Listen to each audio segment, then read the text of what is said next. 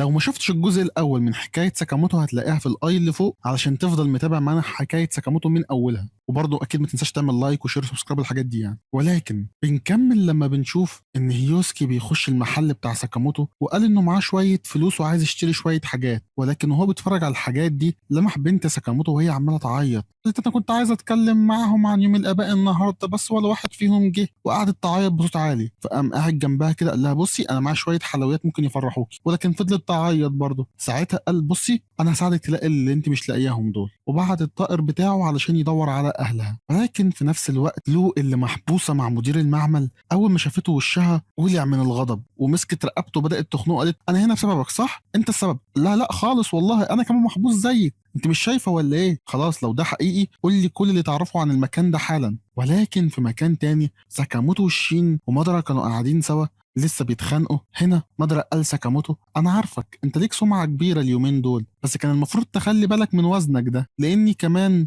ركبت لك جهاز في رقبتك. ساكاموتو رد بكل هدوء قال له مش فارقه معايا ايه اللي عندك اعمله، وحاول يضرب مادارا ولكن بالخطا قام ضارب شين بدل ما يضرب مادارا. استغرب وقال انا كنت ناوي اضرب الراجل ده بس ايدي راحت للشين ايه اللي بيحصل؟ قال له ما بالظبط قلت لك انا ركبت لك الجهاز دوت بيخليك تتشت وتغير هدفك من غير ما تحس. ساكاموتو قال له ولا تزعل نفسك يا باشا، المره دي حاول يضرب مضرب قام ضربه فعلا. قال له بسيطه انا هعتبر ان شين هو الهدف وساعتها الضرب هيجي فيك انت مكانه، سهله. ولكن بنرجع تاني للسجن. المدير قال للو انه اتحبس عشان رفض ينفذ اوامرهم. فلو ساله طب امال انا هنا بعمل ايه؟ قال لها انا ما عنديش فكره انا ما اعرفش اصلا انت مين. فاتنرفزت كده ومسكت تنكه من رقبته وقالت كل ده بسببك كل ده بسببك انت اللي عشان لخبطتني بشين. المدير قال له ايه ده انت بتتكلمي عن شين اللي بيقرا الافكار؟ ايوه انت تعرفه اكيد انا اللي اديته القدره دي. وهنا بيبتدي يفتكر ايام شين زمان وقد ايه كان صعب يتعامل معاه في الاول، لكن مع الوقت اتغير كتير. وقال انه كان بيحدد له حتى الاكل اللي بياكله عشان يتجنب حاجات ممكن تضره. وقتها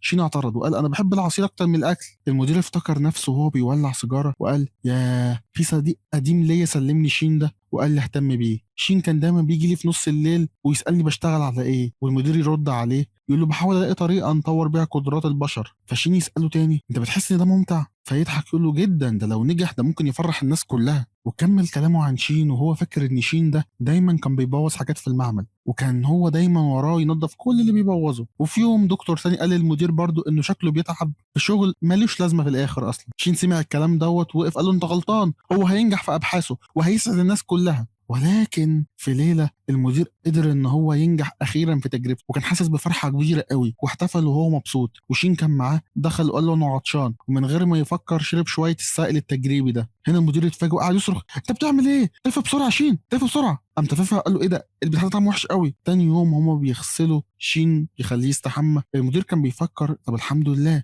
السائل ده ملوش اي تاثير عليه وفضل يطمن نفسه قال حلو حلو المهم ان شين كويس حتى لو التجربه فشلت. بس الشين قام ردد عليه قال له انا مش كويس المشروب ده كان مقرف قوي. ولكن قال له ثانيه هو انت عرفت منين ان انا ما اتكلمتش بصوت عالي؟ انت بقيت بتقرا الافكار؟ ولكن بعد ما شين بقى بيقرا الافكار بدا يقول للناس هي بتفكر في ايه وبدا يقولها لبعض. فالناس بدات تبعد عنه فيحاول يقرب منهم ولكن بعدوا عنه خالص وكانوا بيقولوا لا الواد ده بقى خطر لازم نبعد عنه خالص. فالمدير وعد شين قال له بص انا هلاقي مضاد والله وارجعك زي الاول. بس شين قال له انا كويس كده انت المفروض تفتخر بابحاثك. ولكن المدير كان حاسس بالذنب وقال له انا عارف انا اللي اتسببت لك في الم بسبب ابحاث المتهوره انت ما تستحقش كده. قال له لا انت ابحاثك مش تافهه ومش متهوره بس انا مش عايز اكون حوالين العلماء اللي في المعمل ده تاني بقوا ناس مش طيبين بعد ما بعدوني عنهم. وبعدها الشين هرب ومشى. ولكن في الوقت الحاضر قال انا حاليا ما عدتش اعرف حاجه عن شين انا فقدت حقي حتى ان انا اشوفه تاني. فلوسة قالت له بس على فكره شين مش متضايق من القدره دي. قال لها ازاي عرفتي؟ ايوه انا عايشه معاه كل يوم شين اصلا بيحب القدره بتاعته احنا اصلا كمان بنتكلم بصمت وهو كمان بيحب ان هو قاعد مع ساكاموتو المدير بتاعنا يعني وهو المدير ما بيتكلمش كتير فهو بيعرف يتكلم معاه وده صراحه بيخلينا غير منه شويه. فالمهم دلوقتي انكم تصلحوا علاقتكم بشين لان واحده من القواعد بتاعه ساكاموتو رقم 11 بتقول ان اي خلاف ما ينفعش يطول عن يوم. بس واضح انك خدت وقت كتير قوي يا دكتور. المدير ساعتها رش مد على الباب كده عشان يفتحه بالعافيه. لو استغربت سالته طب ليه ما حاولتش تهرب من الاول؟ قال انا مش ناوي اهرب انا عايز اساعد في الابحاث. ولكن اول ما الباب اتفتح حارس دخل بسرعه، ولكن على طول لو ضربته بسرعه ووقعته على الارض. في نفس اللحظه ساكاموتو ضرب شين بلكمه، وبعدها بص باستغراب، الله ازاي بقى المره دي ده حصل؟ قال له ايوه انا اقدر اتحكم في القدرات دي، اقدر اخليك هتشتغل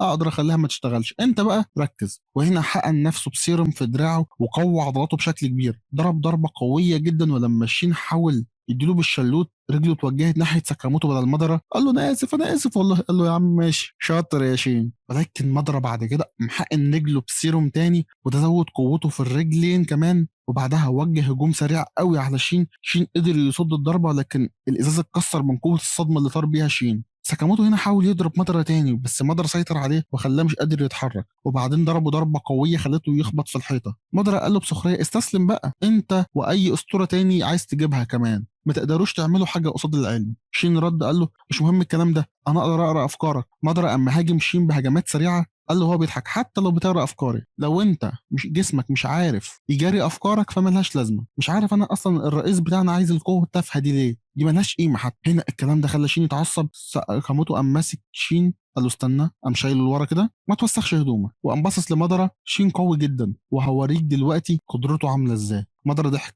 انا مش عارف اتناقش معاكم حتى، انا عقلي اكبر بكتير من اللي انتوا فيه دوت، انتوا كلكم اغبياء. وقام حقن نفسه بكل السيرم مره واحده وتحول لوحش ضخم ومرعب. هنا شين سال ساكاموتو هنعمل ايه دلوقتي، وبعدها قرا افكار ساكاموتو، قال له بتهزر هنعمل كده بجد؟ وبعدين قام واقف لف ظهره واداه المضرة، وده خلاه يتجنن. انت بتعمله ايه؟ انت بتتريق عليا؟ لا. هنا ساكاموتو يحاول يضرب شين بكل سرعه، لكن شين تفادى كل الضربات بمهاره. هنا ادى كل الضربات اللي عنده على شين، وشين يخليه يتفادى كل الضربات، والضربات كلها نزلت على مضرة بدل ما كانت تصيب شين. الضربات دي كلها كانت قويه لدرجه انها خلت مضرة يرجع لوضعه الطبيعي. وقتها الدكاترة شالوا الإبر اللي كانت في ظهر شين وساكاموتو وقربوا من شين وهما بيشكروه. شين قال ما حصلش حاجة، أنا واحد من المكان ده في الأول وفي الآخر برضه، وقال إنه كمان دلوقتي شغال في محل ساكاموتو، وإن ساكاموتو مهتم بيه كويس. فدكتور منهم سأل ساكاموتو ده بجد؟ قال له آه. طب والله شكرا إنك بترعاه يا ابني. هنا شين كان مبسوط قوي إنه قدر يتفادى كل الضربات بتاعت ساكاموتو دي. قال له بس أنت الأجمد والله يا ساكاموتو، ده أنت جامد وقوي وكل حاجة مع إنك تخين. هنا فجأة قام متخيل إن هو بيقتله مرة واحدة. قال له طب ليه بتفكر في كده؟ قال له ليه ما كانش جزئيه ان انت تخين دي مش لازم تذكرها يعني، حبكتش. ولكن بسرعه مشوا في طريقهم علشان يلحقوا ينقذوا اللو. وهم في طريقهم ساكاموتو حذر شين من اي مقاتل خطير يحاولوا ان هم يتجنبوه. قال له زي مين؟ قال له زي الاوردر كده مثلا. قال له هو في ابطال بالمستوى دوت اصلا في المنظمه اللي بتتكلم عليها دي؟ قال له ايوه ده فيها انواع كتير قوي من الناس. قال له يعني نفترض لو في 10 منك بيحاربوا واحد من الاوردر في 10 ثواني، ولا مش 10 حتى 6 ثواني ويكونوا كلكم ميتين. قال لي يعني كل واحد فينا اقل من ثانيه؟ قال له بس نجمه ما كانش باين عليه ان هو بالقوه دي. قال له ايوه بس هو بالقوه دي، فلو في اي حاجه اعمل نفسك ميت ما تخشش ضده. فهو كان مصدوم قوي. ولكن هم بيجروا فجاه في فتحه وقعت تحتيهم، وقام ساكاموتو قام زائق شين وقام وقع هو. في الوقت ده الزعيم كان واقف مع 2 رجاله وقال مش فارق معاه نوع المقاتلين طول ما الاتنين دول معايا. ولكن قصاده الاتنين بتوع الاوردر شيشة واساراجي كانوا واقفين. ولكن يتقال لاساراجي احنا واجهنا 3 من الكبار، فانا صراحه يعني متشوق ان اشوف هيعملوا ايه. فالزعيم قام قايل والله انا عارف مشكلتكم، الاوردر مش بيتمرنوا كويس صراحه يعني. قال له طب ما تتحمسش كده، المكان ده زي المتاهه الكبيره اصلا. فالزعيم رد عليه قال له تعالى اوريك الطريقه الصح انك تخرج منها. ولكن قبل ما يبتدي يتحرك قال له هو اصل لورا هنا اصله كان عايز يقتلني. قال له انت عايز منه ايه يعني؟ قال لا انا بتهمكم انكم خالفتوا القوانين وخطفتوا ناس بريئه وبتحاولوا تصنعوا اسلحه ضد القوانين. قال له انا اسف بس لازم اخلص عليكم كلكم، بس ينفع اروح الحمام الاول؟ هنا بداوا الاتنين الاولين يجروا عليه. قال له نخلص عليه دلوقتي؟ قال لهم اتصرفوا زي ما تحبوا. هنا اساراجي اللي مش مهتمه باللي بيحصل قالت لها ناخد الموضوع ده بهدوء صح. لسه بيطلع سلاح من وراه وحاول يضرب، ولكن اساراجي بسرعه قامت استخدمت سلاحها وقطعت راسهم على طول مره واحده في لحظه. الزعيم وهو شايل راسهم قعد يعيط ايه ده، ازاي بتقدروا تقتلوا ناس كتير كده، دول كانوا وراهم عائلات، الناس دي هتزعل عليهم والله.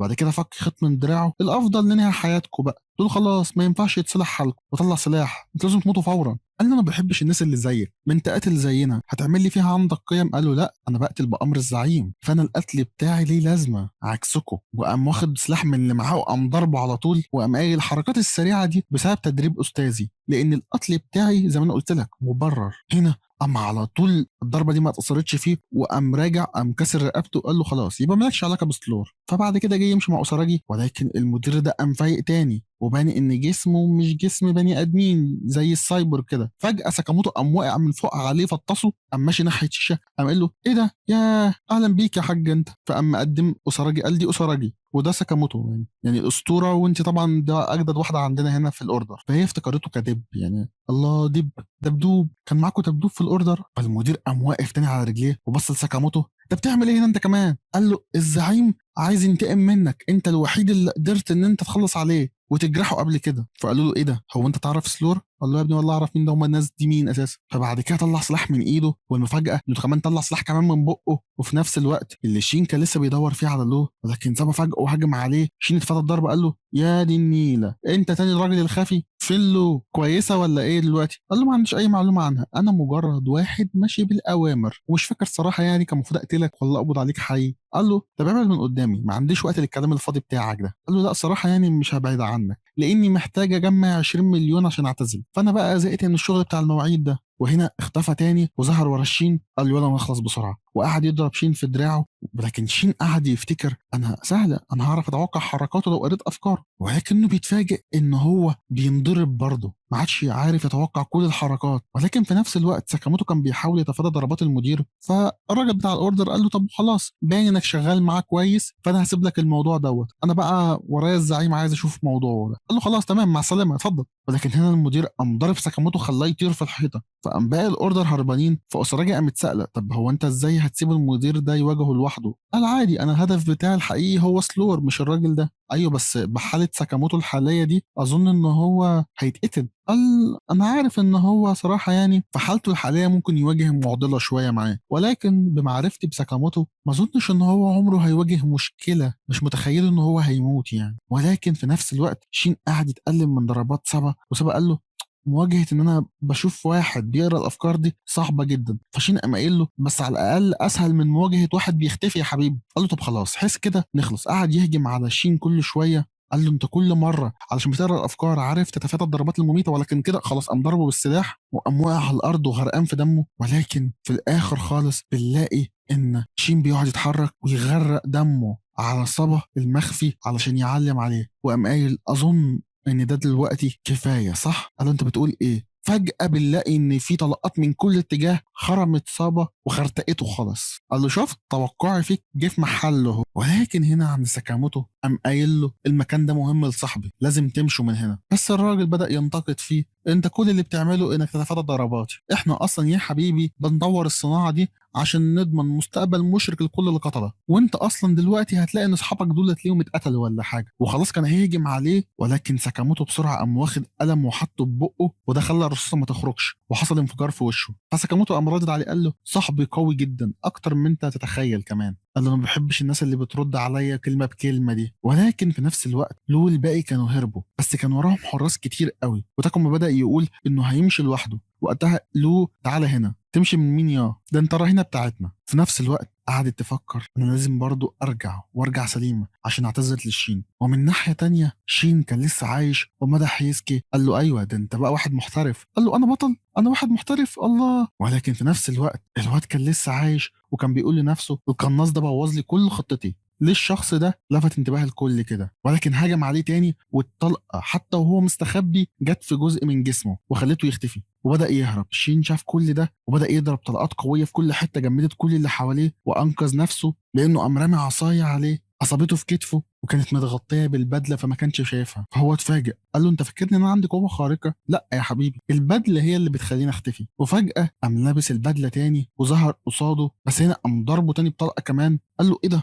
قطعت لي ايدي الله. ولكن ما قالش ولا كلمه. في اللحظه دي شين قام صرخ ابعد فورا ابعد عنه. فجاه ايده ظهرت تاني وقام غازز هوك على طول. هنا قال له انت بس كنت بتضيع وقتك، لو كنت عايز تنقذ صاحبك كان المفروض تعمل حاجه عدله عن كده. وسابهم ومشى وهو مختفي. ولكن هو ما استسلمش، قال له انا مش هخذل الناس اللي ورايا، ده قال عليا بطل. وقام ضارب طلقه كمان بس ما جاتش في شيبه. قال له ايه ده انت بتتريق عليا وكمان بتجيب غلط كمان؟ قال له انا جبت غلط. لكن فجأة المية قعدت تمطر في المكان كله وده فضح المكان بتاعه. قال له خلاص أسيب الموضوع عليك بقى، ساعتها شين جه من وراه واداله شلوط قوي جدا خلاه يتغلب مره واحده. هنا هيوسكي كان فرحان جدا لان خطته نجحت، ولكنه برضه قال بس انا مش فاهم ايه اللي حصل بقى. فجاه حصل انفجار وراهم وكلهم اتصدموا. هنا في نفس اللحظه عند ساكاموتو المدير بيقول له المكان ده هيتفجر من نفسه، احنا حطينا قنابل ومعاكم 20 دقيقه بس يعني بالكتير. قال له 20 دقيقه يا راجل، كل اللي انا محتاجه 5 دقايق كفايه. هنا قعد يهاجم عليه وهو متعصب، وساكاموتو قعد يتفادى كل الضربات بتاعته بطرق مختلفه وكرياتيف كلها. قال له طب على الاقل انا معايا اسلحه، انت معاك ايه؟ قام ساكاموتو مطلع اسلحته اللي كانت شويه اقلام ولزق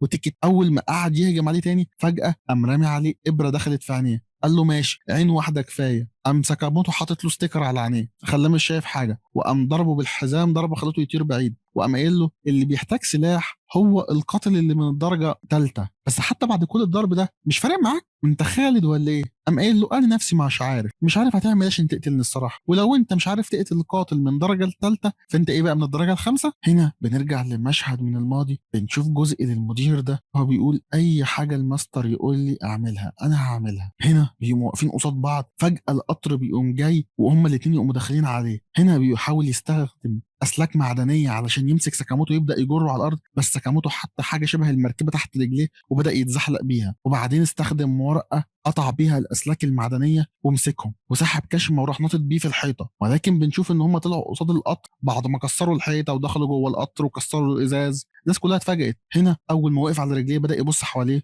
ما شافش ساكاموتو، بدا يفكر واو يا ساكاموتو انت فعلا مدهش زي ما الزعيم بيقول، بتعرف تستغل كل اللي حواليك لصالحك. وفضل يدور عليه لحد ما شفنا ساكاموتو تاني كل ده كان قاعد وراه وهو عمال يتكلم ولكنه بيخس بسرعه ازاي ده؟ فجاه ساكاموتو قام رازع كشم شلوت يا نهار اسود. قال له ايه ده انت سريع كده ليه؟ ايه السرعه دي؟ ساكاموتو قال له طب دلوقتي لو انت بقى شخص خالد ما بتموتش يبقى انا مش هرحمك وما عنديش مشكله ان اقتلك، انت كده كده مش هتموت. فهنا بنرجع بقى نشوف الماضي بتاعه وهو كان ضارب ناس كتير قوي وبشكل وحشي علشان كانوا بيضايقوه وكانوا بيضايقوا القطه في الشارع. الناس اللي حواليه كانوا خايفين منه جدا وبيقولوا كلام عكسي تماما، بس هو بيفكر ليه الناس دي رافضاني؟ انا بقتل الاشرار انا بس عايز احقق العداله، ليه ما حدش فاهمني؟ لكن في اللحظه دي الناس كلها اتقتلت واحد ورا التاني، وخرج منهم راجل غريب بدا ينادي عليه قال له انت فعلا شخص مميز وانا قبلك تماما زي ما انت كده. هنا اول ما سمع الكلام ده فرح جدا. هنا رجع للمشهد الحاضر وعمال يقول علشان تعمل حاجه كبيره لازم تضحي بحاجه صغيره، انتوا اللي مش فاهمين التضحيات ديت انا بعمل لهدف اسمى. فهنا في ست عجوزه داخله علشان تقعد في مكانها، فساكاموتو قال له طب بعد اذنك بس على كده، قام شايله حطه على اوضه على الجنب كده، المكان دوت والكرسي دوت بتاع الناس المهمين، ففي ناس عايزه تقعد دلوقتي. قال في ايه؟ انا مش سريع بما فيه الكفايه عشان الحقه. هنا في الاوضه اللي هو دخله فيها دي قام داخل وقافل عليه في الحبه الصغيرين دي. ترى يا معلم انت بتقفل الباب ليه يا معلم؟ هنرقص دانس يا روح امك. زنقوا زنقه الكلاب بكميه بوكسات ولا حرامي غسيل يا نهار اسوح. قاعد يكسر الباب. ايه هو واحد عادي ما عندوش قدرات خارقه، ايه السرعه اللي هو فيها دي؟ اعمل معاه ايه دلوقتي ده؟ بدا يضرب عليه نار، بس ساكاموتو استخدم عصايه خدها من القطر عشان يصد بيها الرصاص وبدا يضرب بالعصايه دي كمان. طلع مسدس تاني من بطنه وبدا يضرب ساكاموتو ما عرفش يتفادى الضربه، قام كسر القطر وصل للقطر اللي بعده وبدا يجري في القطر التاني كله وقام راجع للقطر الاولاني. هنا المدير كان فاكر ان هو حلو، انا رميته في القطر التاني غالبا القطر داس عليه ولا حاجه، اخيرا قتلت الشيطان ده. فجاه الباب اتفتح، ساكاموتو قام داخل، قام باين الرعب على وش المدير، بدا يزق الناس بسرعه في وش ساكاموتو قام ماسكهم واحد ورا التاني وقعدهم على جنب وزي ما هم مظبوطين عادي، قام ماسك بوكس وقام لسعه للواد خلاه يطير ويتغلب تماما. ولكن بعد كده وهو بيكلم شين قام رامي الواد تاني رماه بعيد في البير بقى، قال له في قنبله هتنفجر قريب لازم تخرجوا كلكم بسرعه. ولكن من ناحيه تانية لو ظهرت وكانت بتحميه من الحجاره، ولكن الاثنين كانوا مقموصين من بعض فما رضوش يتكلموا، وخصوصا بعد ما شين قام انقذها تاني فمحدش فاهم هو في ايه، ليه انتوا عاملين كده مع بعض. ولكن فجاه قاموا الاثنين متوترين، قعدت تعيط جامد وقعدت تعتذر له والله انا اسف انا اسف. قال لها ما تقلقيش انا نسيت كل حاجه خلاص. ولكن لما شاف المدير اتوتر شويه بس قال له خلاص مفيش وقت تعالى من هنا بسرعه. قال له عندك خريطه المكان دوت؟ قال له اه. طيب انا هستخدم قدرتي دلوقتي عشان ننقذ كل الناس اللي هنا، هنحدد مكانهم وننقذهم، هنتقسم فرق، لو وهيسكي هيمشوا مع بعض وانا والمدير هنمشي مع بعض. قال له يا قدراتك دي بقت مفيده جدا في كذا مكان، وقعدوا يحاولوا ينقذوا الناس. ولكن هنا بنشوف أعضاء الأوردر وهم بيدوروا في الكاميرات علشان يشوفوا مين هو الزعيم اللي متحكم في كل ده. هنا قدروا يشوفوا إن في ملامح لشخص موجودة، قالوا هو ده غالبا ده الزعيم، هو ده سلور. بس الكاميرا جودتها مش عالية، مش عارفين نشوف ملامح وشه كويس، بس عارفين إن الشخص ده قوي. قالوا خلاص ده كده كده مفيش حاجة هتتغير، اللي بيتعامل مع الأوردر كده كده خسران من البداية. في الوقت نفسه بنشوف شين وهو بيقول لأساكورا بص روح انت الناحيه دي عشان حاسس ان في ناس كتير هناك، وانا هروح اكمل الناحيه التانيه اروح انقذ الباقي. هنا قعد يتحرك لقدام، اول ما مشي شويه لقى في واحد قصاده، قال كويس يبقى انا مشيت صح. فجاه اتجمد من الخوف، كأن في طاقه مرعبه حس بيها، في احساس دم رهيب ظهر قصاده. فكر انه يقرب لكن حس ان جسمه كله اتقطع حتت، لان الشخص اللي ظهر قصاده ده مش اي حد، ده كان سلور ذات نفسه. شين حاول يقرا افكاره ولكن فجاه عدى من جنبه عادي خالص، وهو عارف ان هو لو حاول يقرب منه هيتقطع حتت. اما عدى من جنبه قال له انت شين صح؟ يبقى سلم لي على ساكاموتو. اول ما شين لف وراه لانه هو اختفى، بس شين ما كانش فاهم الشخص ده مين. بس بعد كده الناس كلها بره كانت انقذوها خلاص، وشين قام خرج هو كمان. اول ما شافوه الكل فرح جدا وبدا يشكروه، احنا اسفين، احنا اسفين على المعامله اللي عملناها لك زمان. قال لهم ما تشيلوش هم، انا كويس انا بخير. ولما قرا افكارهم فعلا حس ان هم بقوا احسن بكتير من الاول، وبدأ يقرب منهم تاني. ومن ناحية تانية الزعيم كان بيشكر في ساكاموتو عشان اهتم بشين، ولكن بعد كده شين مشى من المكان، وبنرجع على بيت ساكاموتو وكلهم قاعدين على العشاء ومبسوطين. في الوقت ده شين ولو بدأوا يتخانقوا تاني على الأكل، وساكاموتو تخيل نفسه وهو بيضربهم الاتنين على دماغهم. قال له ليه طيب ليه بتتخيل انك هتضربنا احنا الاتنين؟ قال له خليكوا هادين على الأكل. هو السؤال المهم، هو انت اتخنت امتى؟ ايه يا عم يبلونا. ولكن في بداية يوم جديد عند المحل بنشوف ان شين ولو كانوا تعبانين جدا بسبب الخناقة اللي حصلت اخر مرة. فساكاموتو اول ما شافهم كده خلاص احنا هنرتاح كلنا النهاردة، فخد عيلته كلهم وراحوا حمام بخار عشان يغيروا الجو شوية، ودخلوا كلهم المكان. وبعدها ساكاموتو راح لصاحب الحمام، اول ما الراجل شافه قال انا بشبه عليك شويه. قال له طب ممكن بس فوت ليا وللعيله. فالراجل وقتها طلع بوستر كان مكتوب فيه مكافاه ساكاموتو وكل المعلومات عنه. قال ده القاتل الاسطوري ساكاموتو تارو. ولكن لما شين وساكاموتو المفروض ان هم بيروحوا الحمام، بيطلع ان صاحب المكان بيقرر ان هو هيقتل ساكاموتو. وهيقتله ازاي؟ لانه مش قادر عليه، فهيسبب له فخاخ هو حاططها في المحل. فبنشوف شين وهو مبسوط جدا وبيستمتع، بس ما كانش عارف حبيبي ان اللحظه دي هتخلص بسرعه، عشان صاحب المكان اللي عامل فخاخ مخصوص عشان يمسك ساكاموتو هو اتحشر فيها في النص. فطول الحمام الراجل يحاول يعمل فخاخ في ساكاموتو، وساكاموتو يتفادى كل الفخاخ ويستمتع بيها، واللي يقع فيها كل مره هو شين، لدرجه تقريبا ان هو دخلهم جهنم ولا حاجه في النص، وحطهم في تلج. ده ظبطهم يعني. وكل ده ساكاموتو ما كانش بيتاثر خالص، لكن شين كل شويه يتزنق ويتعلق ويتبهدل، لحد في مره صاحب الحمام حط له حاجه في الميه، فشين ما عادش يعني اللي داخل يستحمى ويبقى احسن جسمه باظ، وهو ما عندوش اي تجربه في الحمام البخار غير ديت، فحبيبي عمره ما يروح تاني، هو هيعفن بعد كده سله. ولكن بعد ما خلصوا ساكاموتو قعد يلعب تنس طاوله. في اللحظه دي صاحب المكان بدا يفتكر حاجات قديمه قوي حصلت زمان، وفجاه دخل 2 رجاله عنده في المكان وبداوا يتنمروا عليه. ايه ده القتل الفاشل؟ انت ايه يلا اشتغلت شغلانه اهلك فعلا وسبت القتل؟ يا انت ايه اللي قعدك في المدينه اصلا؟ وبداوا يتنمروا عليه ويضربوه. ولكن ساكاموتو اللي لسه بيلعب تنس طاوله فجاه قام ضارب الكوره بقوه خارقه من بتاعته الاوفر باور دي، قام مطير واحد منهم. الراجل التاني راح عند صاحب الحمام ومسكه من وشه. ساعتها ساكاموتو رمى عصايه الايس كريم بتاعته في الراجل ده خلاه يطير بيها وخلص على الاتنين. فصاحب الحمام سال ساكاموتو انت ليه ساعدتني؟ فساكاموتو قال له ايوه عشان استمتعت بالحمام في مميزات كتير قوي حلوه. الله عليك الله عليك، فاكر الحمام مميزات؟ ما يعرفش ايه يا نهار اسود، يعني النار والتلج الحاجات دي بالنسبه لك مميزات؟ ما انت اكيد اوفر باور ده عشان كده. فصاحب المحل لما سمع الكلام اتفاجئ جدا، قال بس انا هشتغل شغل عيلتي بلا قتل بلا بتاع، انا فاشل اصلا. فهنا قاموا ماشيين. ساعتها صاحب الحمام سأل نفسه انا عمري من بقالي سنين عمري ما حد قال لي كلمه حلوه زي دي. قام كلم ابوه قال له ايه اخبار شغل العيله؟ قال له ايه اخبارك انت تبقى قاتل محترف؟ قال له لا خلاص انا قررت اسيب الهبل انا هشتغل الشغل معاكم عادي، انا مكمل في اللي انا فيه. ولكن بعد ما بيحكي كل ده شين حالته لسه سيئه بسبب الفخاخ اللي اتزنق فيها. وبعد كده بنشوف في المطار واحد جاي من الصين لليابان، وكان بيتكلم انه هياخد حد ويرجع بيه للصين تاني. ولكن في يوم ساكاموتو وشين ولو كانوا قاعدين في مطعم عائلي عشان ياكلوا. ساعتها لو قالت انا عمري ما رحت مطعم عائلي قبل كده، احنا دايما كان عندنا شيف بيطبخ لنا في البيت. شين سالها طب مش نفسك تقابلي صحابك القدام ولا حاجه؟ لان لو اصلا من عائله مافيا، المفروض هي في الصين اساسا. قالت لا انا مبسوطه هنا، وكمان مش مهتمه باي حاجه لها علاقه بالمافيا خالص. فجاه ظهر الراجل اللي كان جاي من الصين ده وكان قاعد ورا له وقلب الصيني لقيتك. في نفس اللحظه راجل تاني اتدخل ووجه مسدس على شين وعلى ساكاموتو، واللي جاي من الصين ده ضرب نار على ساكاموتو، ولكن ساكاموتو صد الرصاصه بالمعلقه. انت اوفر باورد بالذات يا كابتن والله، يعني مش طبيعي الكابتن ده، بس مسلي فانا مرضي يعني صراحه. هنا شين على طول خطف المسدس من الراجل اللي جنبهم وهجم عليه بايده ووقعه. هنا بنشوف ساكاموتو مسك القميص بتاع الراجل الصيني ده وخبطه في الترابيزه. لو عرفت الراجل ده وقالت ايه ده، انا عارفاك، احنا بقالنا كتير قوي ما شفناش بعض. قالت فعلا قال لها يا انستي احنا بقالنا سنين وفتره طويله ما شفناش بعض، فيعني ايه. فهي اللي اتفاجئت، هو انت اصلا لسه عايش ليه يعني ازاي. فشينو ساكاموتو هو مين الراجل دوت بقى اللي انت عمال تتكلمي معاه ده. فقام ردد على لو قال من بعد ما ابوكي مات ما بقاش في زعيم للعيله، وعشان كده احنا عايزينك تبقي الزعيمه وترجعي معانا الصين وتبطلي تعيشي مع القتله دول. يعني انت راح تخليها امام الجامعه، لا انت بتعمل ايه انت راح وامام الجامعه دي كمان. فلو سمعت الكلام ده واتعصبت جدا، انا مش عايزه ابقى زعيمه، ماليش علاقه بالمافيا.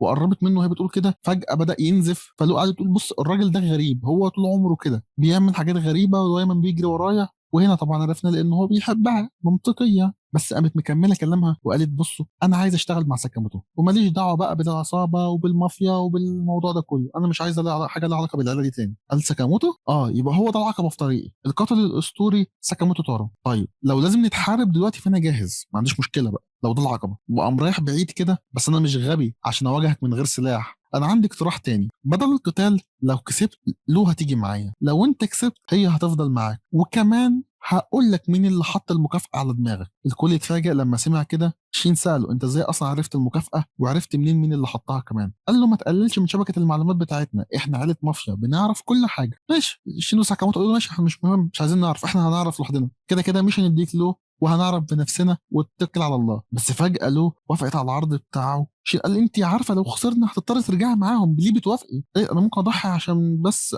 نعرف المعلومه اللي عنده. ولكن لما وافقت قال لهم تمام يلا بينا، وابتدى ياخدهم معاه وطلب منهم يلبسوا لبس جديد غير اللي هم لابسينه ده. ولما لبسوا اللبس الجديد اخدهم لمكان ودخلوا معاه. هنا قام قايل لهم ده كازينو سري، كل عصابات المافيا في العالم بيجوا هنا عشان يكسبوا فلوس. وقعد يشرح لهم قواعد التحدي، كلكم هتلعبوا قمار في الكازينو ده، واللي هيكسب اكتر فلوس في اقل وقت ممكن هو اللي هيفوز. ساكاموتو قال له تمام فهمت. فهو تانج ده لما مشي قدام شويه، ساكاموتو قال له ما تقلقيش احنا معانا شين، نقدر نقرا افكار اللاعب اللي قصادنا بمساعده شين نكسب شويه فلوس بسهوله. قالت له عندك حق. قام شين قال ثانيه بس، انا ما اعرفش حاجه عن القمار اصلا ولا حتى القوانين بتاعته. لو بدات تتوتر ايه ده، هو على فكره يعني الواد ده مع انه مش قوي جسديا لكنه عبقري، عشان كده بقى المستشار بتاع العيله وهو دلوقتي في اعلى منصب فينا. ولكن ما كملوش كلامهم حتى، الراجل ده كان كسب 3 مليون. شين اتفاجئ قال ايه ده يعني ايه. هنا تانج قام قايل لهم اللعبه دي متصممه تخلي الناس يفتكروها لعبه حظ، لكن الحقيقه هي لعبه حسابات وتخطيط، واللي يعرف يحسب صح يقدر يكسب. ولكن شفنا ساكاموتو خلاص استعد عشان يبتدي يلعب معاهم القمار ده. وانج كان عمال يكسب في اللعبه ورا التانيه ورا التانيه ورا التانيه، وعمال يجمع فلوس في فلوس. هنا لو اول ما شافت الكلام دوت قعدت تقول هو الصراحه ما كانش المفروض اوافق على الصفقه بقى دي من الاول. ساكاموتو بدا يشرح ويقول عشان تبقى قاتل محترف لازم تبقى شاطر جدا، لو سبت حياتك للخطر والحظ هتموت. وهنا بداوا يجهزوا عشان يبتدوا اللعب. اول حد شفناه كان شين قاعد على ترابيزه غريبه كده. اول ما الناس اللي حواليه شافوه وشهم نور من الفرحه، لاعب جديد داخل عليهم وهيعرفوا يقلبوه بسرعه. قالوا حلو يا عم شكله مبتدئ. بس شين قرا افكارهم وساعتها وشه اتغير وبقى متضايق كده شويه. فجاه اللعبه بدات بس شين ما كانش فاهم حاجه خالص. وفجاه لو دخلت عليه في نص اللعب وسالته انت بتعمل ايه. قال انا يا ستي مش فاهم حاجه خالص، سيبيني دلوقتي خلاص انا هاخد مكانك. قال لا مش هينفع انا اللي هكمل. وابتدوا يتخانقوا قصاد الناس واللي حواليهم كانوا مبسوطين بالمنظر دوت. فجاه كروت شين وقعت على الارض والراجل اللي قاعد جنبه شافها، ولما شافها وشه اتصدم كده عشان شين كان معاه كروت بتكسبه. قعدوا يقولوا له بص يا حبيبي احنا شفنا ورقك دوت ما يكسبش حاجه، بس والله لو عايز تكمل انت حر. ولكن طبعا بما انه بيقرا الافكار فهم وقتها ان معاه فرصه يكسب. قام قايل لهم انتوا فاكريني عبيط ولا ايه. وقام داخل بكل قوته وكسب كل الفلوس الضعف. في نفس الوقت ساكاموتو كان وصل لمكان غريب كده هو كمان، وراهن بكل فلوسه على لون واحد ولكن ساب جنيه. الناس كلها مستغربه جدا من اللي عمله، انت مجنون يا ابني. بس كانوا مبسوطين يلا مغفل. فجاه حظ ساكاموتو اتشقلب، كان باين ان اللون اللي اختاره مش هيجي وكان لون تاني هو اللي هيكسب. بس الشريحه بتاعت ساكاموتو اللي هو سابها الجنيه دوت قام حاتفه بسرعه كده خلى اللون يتغير، وبكده هو كمان كسب وفلوسه كسبت وبقى معاه اضعاف. من الناحيه التانيه وانج عرف عن طريق اصحابه ان شين وساكاموتو عمالين يكسبوا في اللعب. هنا قال ماشي انا حاسس ان هما بيغشوا ولكن انا سايب لهم الفرصه، ما عنديش مشكله، كده كده انا سايب كل الاحتمالات حاسبها حتى في اللعبه، ولكن مش هقعد اشرح لناس زيكم اللي هو احنا يعني قله الادب دي يا عم. ولكن هو مصمم ياخد له مع البيت النهارده. ولكن بنرجع للماضي بنشوف ان كان في شويه عيال بيتنمروا عليه عشان كان ذكي جدا وضعيف جدا. انت يالا ازاي تبع المافيا وضعيف بالشكل دوت؟ فاكر ان ذكائك هينفعك؟ يا حبيبي المافيا ما بتنجحش غير القوي، ايه ذكي دوت؟ عامل ايه بالذكي يعني؟ ولكن هنا فجأة لو كانت ظهرت وأنقذته وقام سألاه أنت كويس؟ ما ردش عليها، بس كده مع الوقت عرفت إن هما قرايب واتفاجئت جدا وكانوا بيقعدوا مع بعض. فقالت له أنت ليه ما بتدافعش عن نفسك؟ يعني لو إحنا قرايب فأنت أكيد قوي. قال صراحة يعني ده جزء من خطتي، أنا كنت متعمد أبان ضعيف علشان أرخيهم شوية، وكنت عارف ان اللي بعمله دوت حاجه ضعيفه بس كان لازم اعمل كده يعني. فلو قامت قالت له على فكره ابويا قال لي زمان ان كل حد فينا عنده سلاح خاص، وبالشكل دوت انت السلاح بتاعك هو عقلك. وهنا كانت اول مره يحس فيها ان هو مقبول واستحب. من بعدها بدأ يشتغل على نفسه جامد ويتعب جامد، ومع الوقت سموه المخ بتاع التنظيم، وقرر انه مهما حصل واي حد هيقف في طريقه هيمسحه عشان السيده بتاعته لو. ساعتها اعلنوا ان وقت الجوله خلص، بس اكتشفوا ان معاهم نفس المبلغ بالظبط، وده معناه ان هو تعادل. قام ساكاموتو اللي معاه بس احنا نروح بقى حلوين كده. فبقى العصابه يلا نخلص عليهم بالرصاص يلا نقتلهم. قام وانج قال لهم استنوا نلعب لعبه تانية، احنا نلعب لعبه تايب بريجر. ايه تايب بريجر دي؟ مش عارف صراحه، ولا هم كانوا عارفين؟ فشين وساكاموتو عشان هم مش عارفين قالوا بصوا احنا نلعب لعبه بسيطه يا جدعان، الالعاب بتاعتكم دي احنا مش فاهمينها، امال كسبتوا ازاي؟ مش مهم، نلعب لعبه بسيطه. طب نلعبوا ايه؟ هنلعب الشاي. والله اللي هيبقى معاه الشاف في الاخر هو اللي خسر، واللي خسر بقى هو اللي ياخد البت او اللي ما يسيب البت. هنا اللعبه بدات وشين بدا يدور على ورقه الجوكر، بس من غير ما يفكر ولا يحاول يقرا افكار حد، هو بمجرد ما شاف وش له عرف ان هي اللي معاها. يا نهار اسود، كل اللي موجودين عرفوا ان هي اللي معاها البتاع دي. طب يا بنتي، وكل ما حد يحاول ياخد منها البتاع تقوم ضحك، ما ياخدهاش منها تقعد تعيط. فوانجي يحاول ياخد تضحك، تعمل ايه؟ تعيط. تعمل ايه؟ تضحك. قال لها يا ستي خلاص. قام واخد الورقه منها قعدت تضحك، فهم استغربوا. قال لا انا اعمل اي حاجه عشان السيده بتاعتي. فشين حاول يقرا افكاره، بس وانج قال له بص الانسان بيقدر يقرا الوعي بثلاث طرق. انت بتعرف تقرا الافكار صح، ولكن لاي درجه؟ لان زي ما قلت لك عندي ثلاث طرق، اولهم الوعي اللفظي، ثانيهم الوعي ما قبل الوعي، ثالثهم اللاواعي. دلوقتي فاضل لي اعرف انت بتقرا انهي فيهم. شين ما فهمش اي حاجه وحاول يقرا افكاره، ولكن وانج احد يضخ معلومات كتيره جدا جوه دماغه لدرجه ان دماغ شين شاطت منه وقام مغمى عليه. قال له عرفت، يبقى انت اخرك الوعي اللفظي. هنا شين تم اقصائه من اللعبه كملت، وساكاموتو كان بيبص بسرعه على الكروت وبعد كده رجعهم تاني بسرعه بسبب قدرته الخارقه على السرعه. فوانج لاحظ ده وقال له بص انا حاسس ان انت غشيت دلوقتي قصادنا، ولكن ما تعملش كده تاني لو انت عملت كده تاني يعني. بس بعد شويه كل الناس خرجوا من المكان ما عدا وانج وساكاموتو، فاضل هم اخر اتنين هم اللي ما خسروش، واللي هيكسب ما بينهم هو اللي هياخد البيت. وانج قال له يعني صراحه انت عارفش تلعب، بس اقدر اديك انك وشك وانت بتلعب عامل زي البوكر، صعب قوي انه يتفهم، بس لسه مش قادر افهم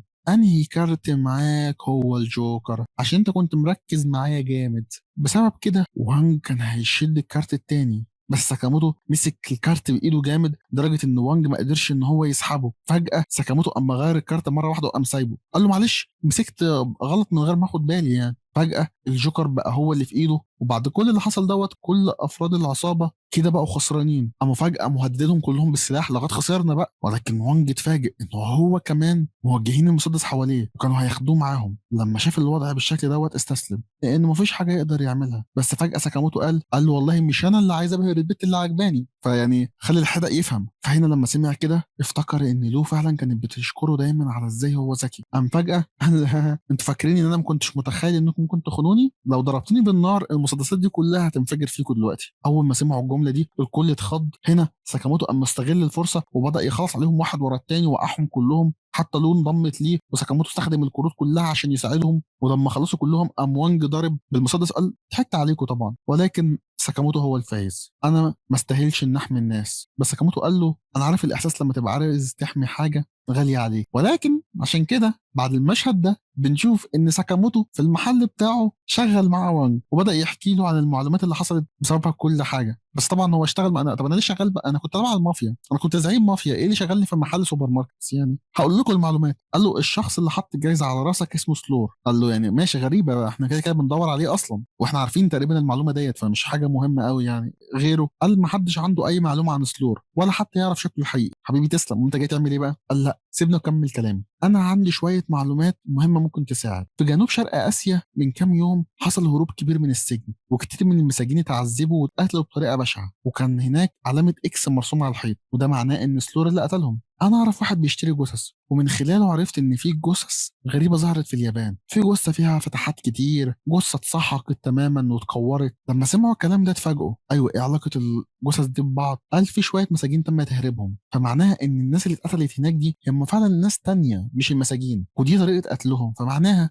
ان اللي اتهرب هم المساجين مش اتقتلوا. لان هنا بنشوف في مول كل الناس عينيهم على 4 اشخاص مركزين معاهم. اولهم ضم اللي كان عنده 180 جثه على اسمه، كان مليان غضب وعمال يسحق الجثث. والتاني سو ده غلبان دوت، كان معاه 64 جثه بس يا دوبك يعني، وكان عمال يقرا مانجا، فهو فعلا غلبان. والتالت ابارت عنده 206، لا ده كتير شويه، بس تقريبا هو هايف عشان كان متضايق مع البرجر ما فيهوش مخلل او في مخلل بزياده. وفي مينيماليست عنده 370، بسم الله ما شاء الله يعني. ولكن كلهم هم قاعدين بيجي لهم المدير تاني فبيسالهم احنا هنا بنعمل ايه، وايه انت ليه مجمعنا هنا، وايه اللي وصلنا لليابان. قال لهم بس مبدئيا اهلا بكم كلكم في اليابان. الناس دي اللي منهم ساكاموتو، شين، لو، الاوردر، المفروض تخلصوا عليهم كلهم. لما شافوا الاهداف كلهم اتضايقوا، احنا متوقعين حاجه اكبر من كده، احنا جايين على حاجه فتات ملهاش لازمه. قال لهم ما تستهينوش بيهم خالص. بس الراجل اللي عنده 370 جثه دوت قال له طيب انا ما يفرقش معايا مين اللي قصادي يا حاج انت. وقام رافع الترابيزه ومطبقها، انت ساعدتنا نهرب من السجن ليه؟ ما ردش عليهم.